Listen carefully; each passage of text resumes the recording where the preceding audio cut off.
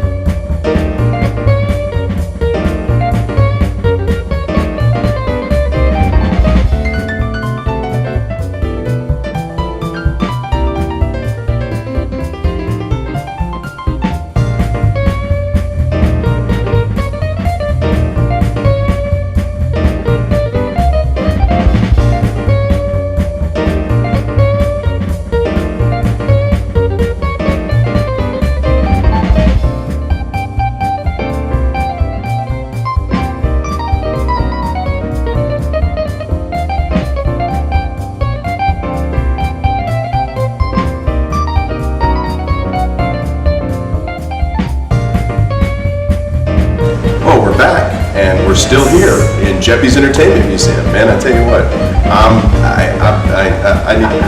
excited. I have a geekgasm going on.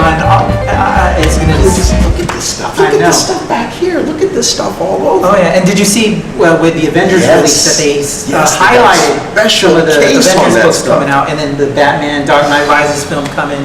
This place is just how amazing. about that? I saw the Son of Demon, the first appearance of Bane. They have all the first There's a bunch appearances. of first issues over there. That's Oh, yeah. what that whole case is. But did you see the Prestige case at the front? Oh, I know. They've got to be at least $3 million worth of comic books in that And case. the Big Little books. I remember my dad, he actually was a long distance driver at one point, and he transported the furniture of one of the creators.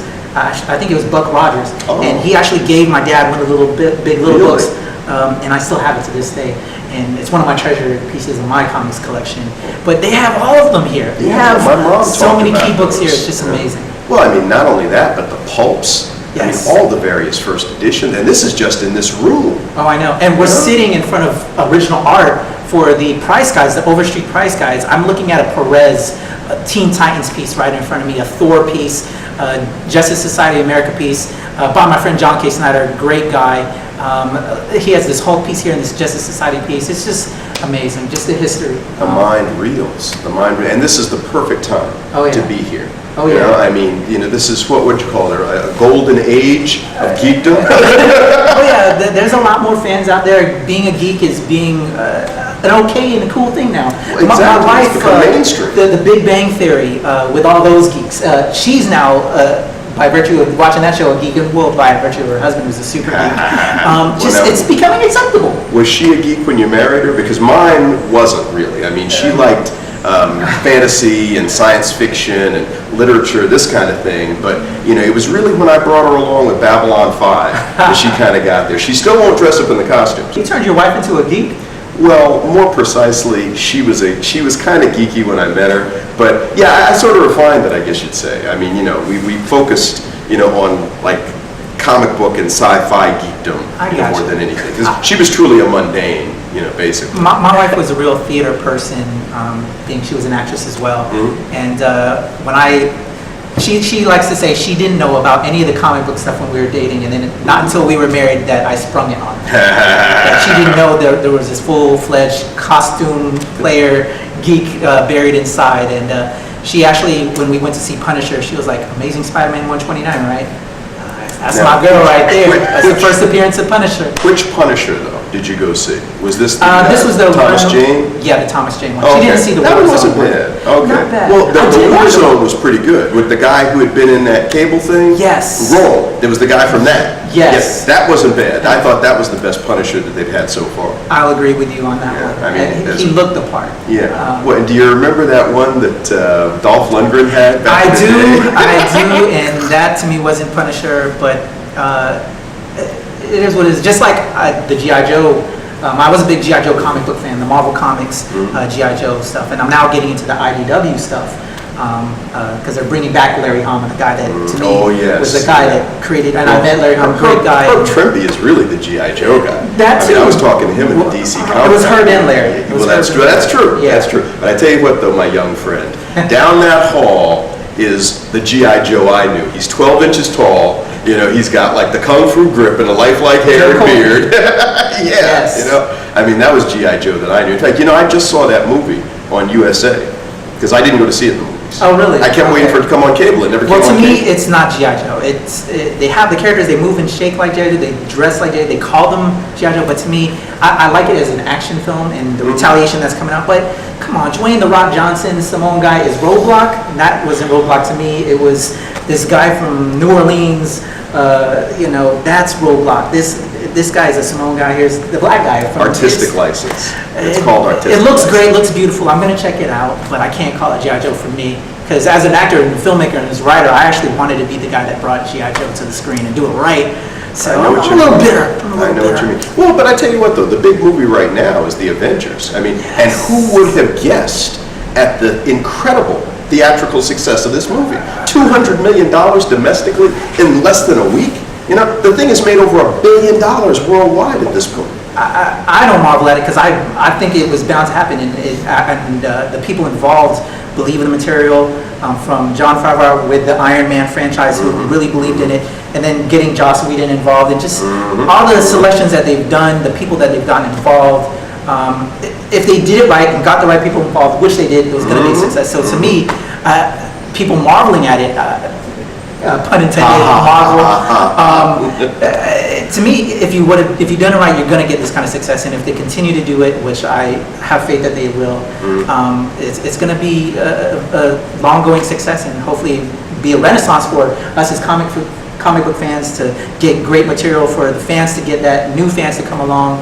Now it's just time for DC to get their butts in gear and give us the Justice League movie. I'll tell you something. DC should be ashamed of themselves that they let Marvel come out with this movie before they got a Justice League movie. That is true. I can remember sitting in the theater back in 1978 watching Chris Reeve in Superman the movie, and what do? They follow that up with a endless string of Superman sequels. I went to a convention in 1980 in New York. They were passing out these buttons. They said 1980, the year of the Batman. It took them 9 years to get Batman out. And then what do? They go into an endless string of sequels for the Batman movies. I was talking to somebody just the other day. I said, they just need to release a Justice League movie. They said, oh no, they need to adhere to the Marvel formula. They need individual movies. I said, no, you don't, because Superman and Batman, everybody knows Superman and Batman. There's institutional memory in the public about Wonder Woman from the Linda Carter TV series. They did The Flash back in 1991 as a TV series. John Wesley Shipp, that's right. And you just had a Green Lantern movie last year. What do you need? You know, you put these 5 in a freaking movie and you release the thing tomorrow. Have you seen the Arrow trailer? They're even doing the Green Arrow on, I think, CW, but the Green Arrow trailer is coming out. I heard that was dead. No, it's back. Well, the trailer's out on YouTube. I actually just posted it on my Facebook. Oh, really? But I'm going to have to check your good. Facebook out. It looks good. They started off with the Green Arrow Year One. I don't know if you took a look at that graphic novel. I am definitely familiar. A nice little piece, and it looked like they're starting it off with that, and then going into the character. But exactly, you're right. They don't need to bring all these other films. Although I want to see those other films. But I want to see it. Just do it. Delays getting Justice League. I mean, because I don't know about you. I mean, I'm a big Marvel guy. Have been for a number of years. I love the Avengers. I love Iron Man. Iron Man's my favorite superhero. But there is a primacy in my heart for Superman and Batman. I feel like the Justice League of America, I mean, the Avengers, they're a great super team, but the Justice League of America, that was the premier super team. These are the guys you want to see. I can relate with the Avengers. I've always been a Marvel guy. I'm part of the Merry Marvel Marching Society. But it's like the gods. There's like the superheroes, the cops, the Avengers, you can relate with them because they're set in New York City and Chicago and all that. But then here's like the gods of Superman, Batman, in these amazing cities of Metropolis and Gotham cities. It's a different level, Exactly. And the history. I mean, you got 50 years of history with Marvel Comics. Yes. There's like 70, 80 years with DC. I mean, I think that Superman, did you know that the Superman S is the most widely recognized symbol on Earth. More people know the Superman S than the Nike swoosh, than the McDonald's golden arches, than the Mickey Mouse ears. I mean, this is, you take the Superman S to China and you show it to them, and people are going to be like, oh, look up in the sky. You know? I think that's also the most tatted tattoo. I remember I was, because I'm starting to get a little bit more into ink. I have a little bit of ink myself. That the S tattoo. You got an S tattoo? I don't have an S tattoo. Shaquille O'Neal has an S tattoo. I saw that he has an S tattoo. And he was steel. But we won't go into steel. Yeah, let's not at all. But oh yeah, just this museum. If you ever get a chance, check out the Geppies Entertainment Museum. We're loving our time here. Hey, but you know, we got to go to a break, and so you stay right where you are. Don't go anywhere, and we'll be right back.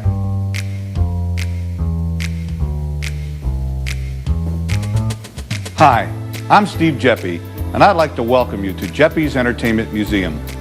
In 1974, I quit my job as a letter carrier at the U.S. Postal Service and opened a small comic book store in the basement of a TV repair shop. Little did I realize that from that humble beginning would grow this incredible pop culture collection you see here today. At the center of that collection is the comic character, the Brownies, Buster Brown, Mickey Mouse, the Lone Ranger, Superman, Barbie. These are just some of the characters who've made a tremendous impact on our individual childhoods while at the same time shaping our collective experience. As you wander through these halls, you will see the history of the country and our changing society reflected in those characters and the media through which they entertained us. Why are these characters so important to us? Perhaps it is their power to distract us. They've brought us relief in times of trouble, like the Great Depression and World War II. Today, they help us escape the pressure and stress of our ordinary, everyday lives. But there's more to it than that. These characters have played a large and largely unrecognized role in our education. Batman comic books helped me to learn to read when I was 5 years old. Thanks, big guy. That experience fostered a lifelong love of reading. I had dreamed of creating this museum for almost 30 years, but where to build it?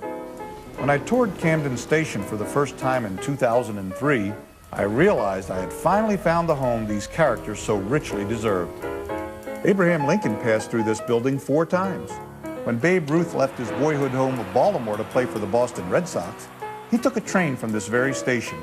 Today, the first floor houses Sports Legends at Camden Yards, a museum which chronicles the history of Maryland sports. If there is a more appropriate place to display the history of pop culture in America, I can't think of it.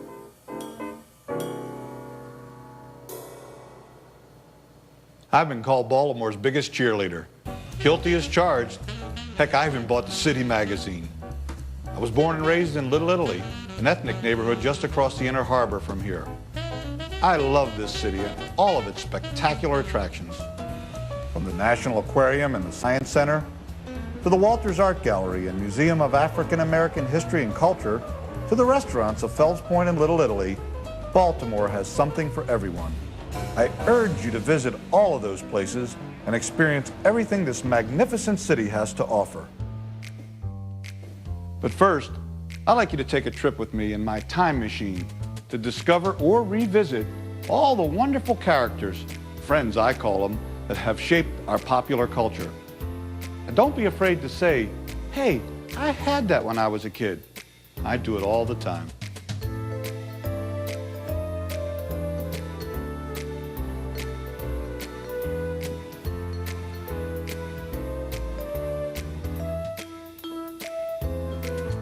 Welcome back. Yeah, welcome back. This is just an amazing museum. I know, I'd pay them. If it's Steve Geppie, if you're listening, I'll pay you. Let me work here, hire me. We're ready. So, before we go, some of the new releases, you want to talk about that? Yeah. AVX. What do you think? Round 4 just came out. How are you feeling? I'm very disappointed in You this. are? Yes, I am. I'm tired of these endless crossovers and Avengers versus X-Men. But the Avengers should wipe the place with the X-Men. And in fact, weren't you just saying a few minutes ago about how, who are some of these people? I can't keep the frickin' roster straight. That is true. I'm an Avengers guy. I am pulling for them in this whole crossover. But I will say it's got me intrigued about Hope and why they're fighting. They're fighting over this character by the name of Hope Summers. I know, which doesn't make a bit of sense, you know? So I'm a little intrigued, but I can't recognize the X-Men. I don't even know all the people that are making up their team. So AVX, I'm feeling it because it's making me want to pick up some of the other titles, and it's just cool to see. So that's why I'm all about it. What other I'll tell you titles? what, well, let's go with the DC, because they've got this whole new 52. Yes. Have you read any of that stuff? I have all of the number ones. I actually went and You scooped them all went up. 52 number ones. Yes, I actually You're one hell of a fan. went to the comic book store, ordered online to Midtown Comics. I just had to pick them up because it was such a buildup of an event. They're never going to They be worth redid the whole anything. thing. They're never going to be worth anything. They've got like 50 million printings of all those things. That is true. That is true. But I'm loving it. I read the Superman. I read Batman. The Titans. Batman's a real Justice standout. League. You know, have you been reading this Night of the Owls thing that they've been doing with Batman? I didn't pick up the new Night of the Owl. It just came out this recent week. Pick those up. They've got a crazy crossover. Yes. Another one of these endless crossovers, but it's going between all the Bat books. And these owls, if you thought Gotham was Batman City, think again, you know? Well, I gotta say, we all know Batman. Batman's popular, but I gotta say, what I'm astounded by, from when I saw the creative team, I was like, okay, they're gonna really rock it.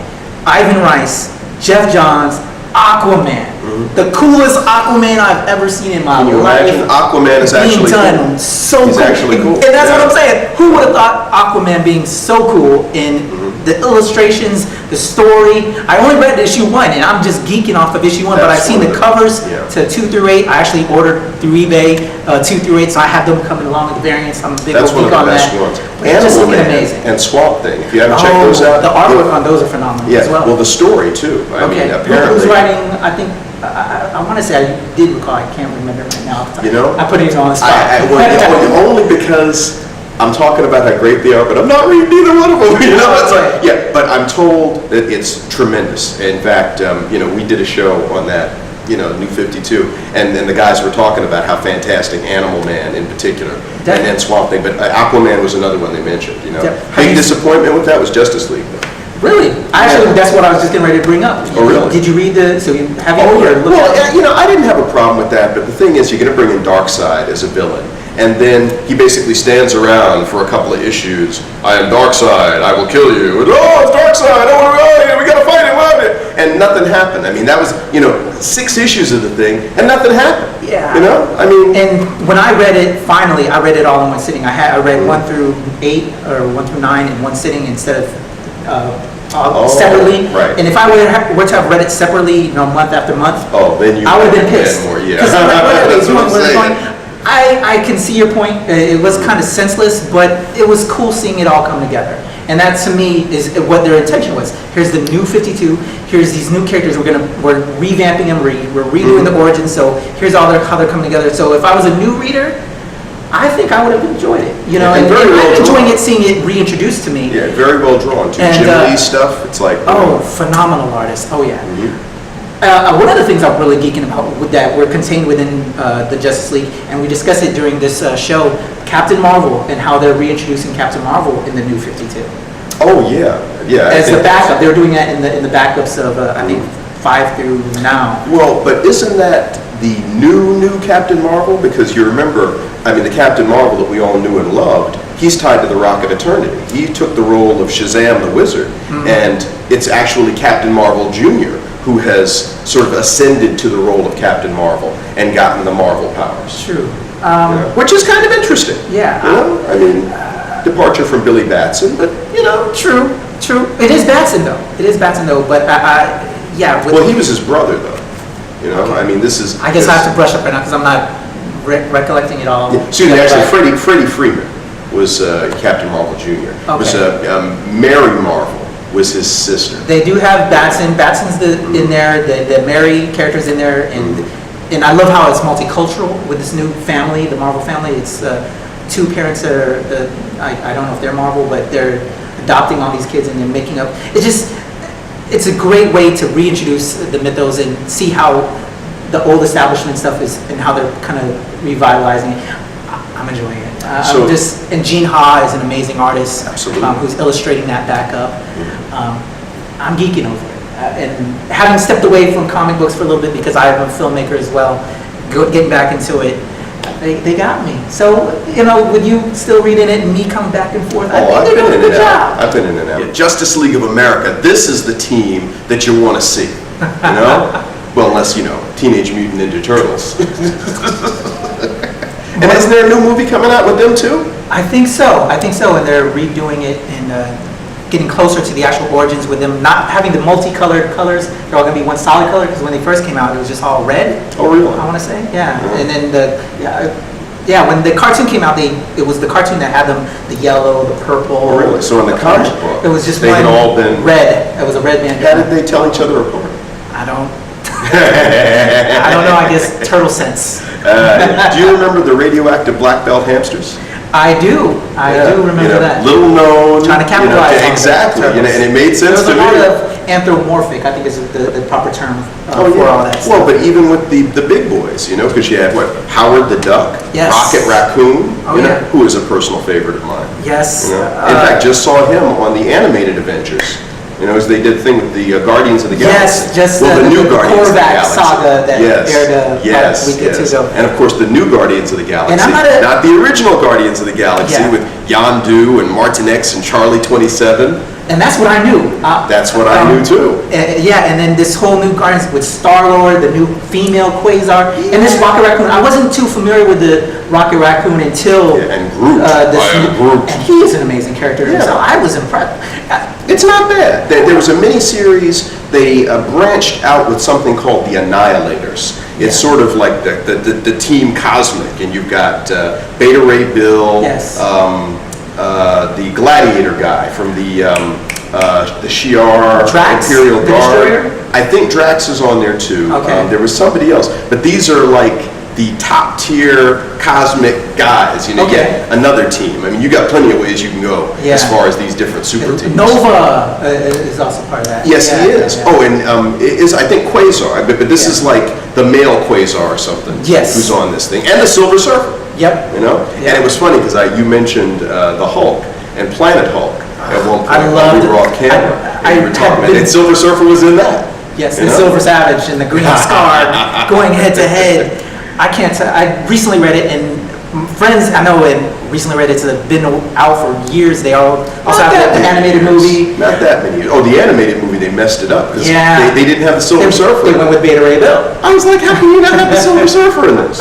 I know. I mean, this is, shoot. But I tell you what, that Planet Hulk thing. Fantastic. I actually read World War Hulk prior to Planet Hulk. Oh, really? Oh, well, Yeah. you kind of came in there on the end. Yeah. So when you read Planet Hulk, it was like, oh, so this is how he got to the World War. And all those other characters that were part of Hulk's group. Yes, they have amazing characters. The Brood, the stone guy from it wasn't the first appearance of Thor. That they the brought stone into bit of Saturn. Oh my gosh, it was just fantastic. But ultimately, it was a ripoff. It was a ripoff to Warworld with Superman. Back when Superman, he was wearing his cape like a Gladiator, and he had the beard and stuff, I got you. He was but but it's on the execution. That's true. And the thing is, you gotta really sympathize with the Marvel characters because, hey, Hulk rampages, one time too many. What do you do if you're Tony Stark and Doctor Strange and Mr. Fantastic? We're gonna trick this guy onto a spaceship, we're gonna blast him off the Earth. It makes perfect sense to me. And then at the end, he loses his girl. It was just, you feel. But we gotta go. We gotta go. I know. Till next who's time. Gonna close the show out? Let's flip that coin. You got a second to your coin? Yep, all right, call it. Heads. It's tails. I'm winning all of them. Thanks for being with us on No, I'm closing. Thanks for being with us on Two Guys and a Comic Book. Be sure to be here next time because we're going to have some great stuff for you then too. Next time, guys. Yeah, you got the last word.